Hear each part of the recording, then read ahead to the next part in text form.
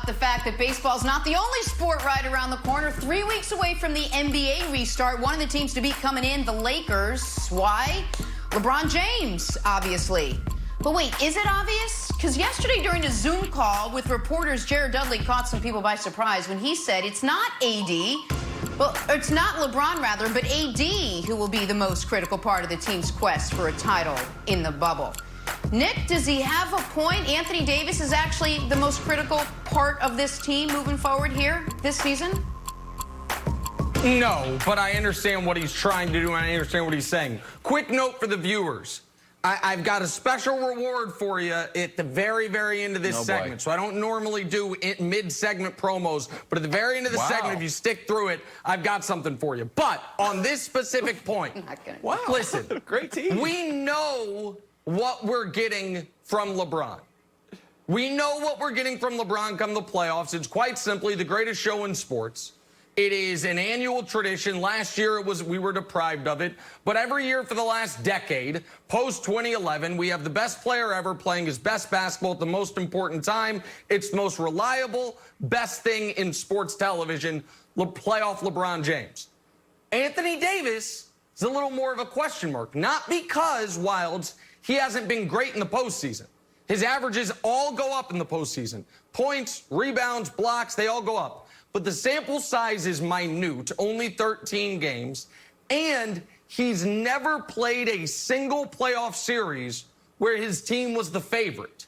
Now, every series he plays, his team will be the favorite. Every series he plays, they will be the hunted instead of the hunter. And the immense pressure that he will feel because you know what you're getting from LeBron, and specifically, every tough matchup the Lakers could have, his job changes, Wilds. Against Houston, it would be, listen, you have to play center. We know you don't like it. They're going small. We can go small better if you play center. Against the Clippers, you've got to exploit their lack of size and dominate offensively.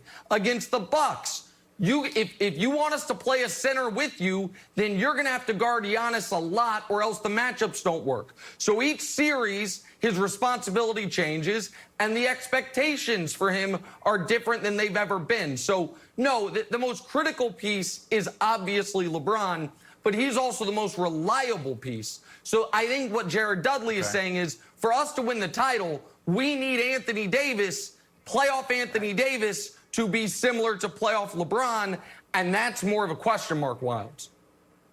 But isn't that obvious? Like, the other question that we could have here is, like, is Jared Dudley trying to send messages to Anthony Davis, like how LeBron used to say, send messages to Kevin Love? Just weird. I'm going to put up this head-scratcher of a quote, Broussard. Check this one out. It said, hold on a second. Oh, I love this quote. We're going to need him to be physical. We're going to need him to be dominant. Defensively, I don't have any worry. And offensively, it's not a worry. I just want him to be aggressive. So special teams is going to be a challenge, Broussard, for Anthony Davis. But I don't know what Jared Dudley is doing here. He's Anthony Davis is one of the greatest players of all time, and now you have to give him messages through the media? No, Jared realized mid-quote, okay, offense is really a little bit of a concern. But I can't say that because he's our guy. I don't want to say that about him. So, look, he's right. Okay. Defensively, you know absolutely what you're getting from Anthony Davis. The offense and when he delivers the offense is the concern. Now, except Nick had a great point. Everything Nick said was on point, except for the strange intro about some annual tradition, despite it not happening last year. I don't know if that's possible to be an annual tradition that didn't happen last year. But nonetheless, he was right on point. Anthony Davis is the key. It's not saying LeBron's not the best player. LeBron's not the most important player. We all know that he is, and Nick's right. He's going to deliver. But against the Clippers, Nick wants to keep acting like this isn't an automatic. Against the Clippers in the Western Conference Finals, Anthony Davis is the key. Again, we know what LeBron's going to do. He's going to be great. However, they've got some good matchups from LeBron. I don't think LeBron will just take over the series and destroy everybody because you got Kawhi Leonard, Paul George, Marcus Morris, others you can throw on LeBron. Anthony Davis, the Clippers don't really have a great matchup for him. So he's going to have to be dominant. And look, he hasn't been. He's averaged 26 points against the Clippers in this season, which is 3 games. Pretty good. However, well, it's good until the fourth quarter. That's the problem. In the fourth quarter, he's got 8 total points in the 3 games in 21 minutes. That's when they're going to need Anthony Davis to step up and take over. I was saying all year, get Davis used to being the fourth quarter guy, because against the Clippers, he's going to have to exploit whoever they put on him. If it's a big, take him outside. If it's a small, take him inside. He didn't do it during the regular season. That is critical.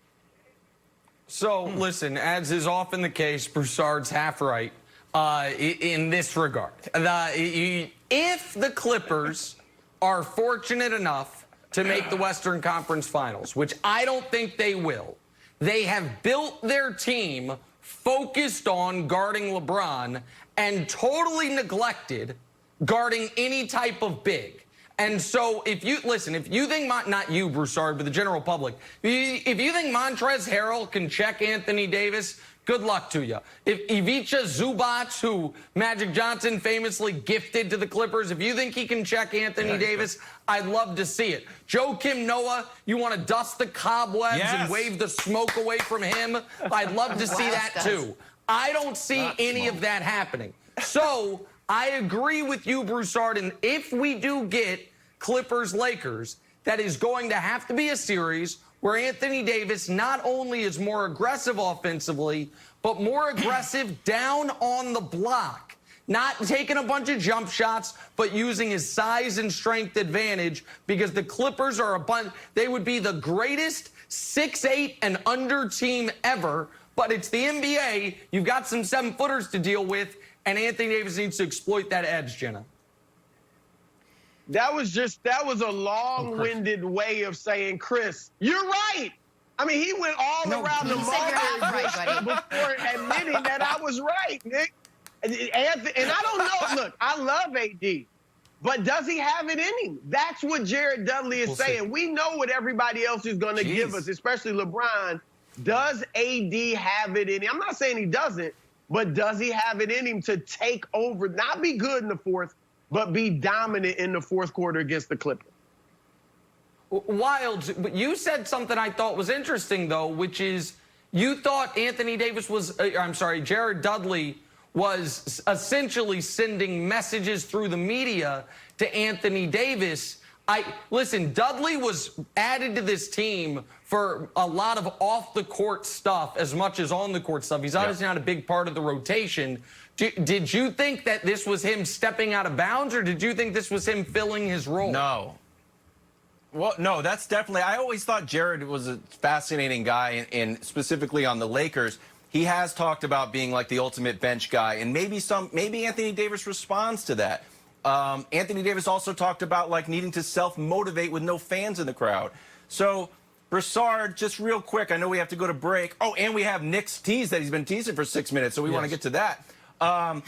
What are you actually saying? Are you saying like Anthony Davis doesn't have it as a superstar, just is going to choke in the fourth quarter? Like really put it out there, Broussard.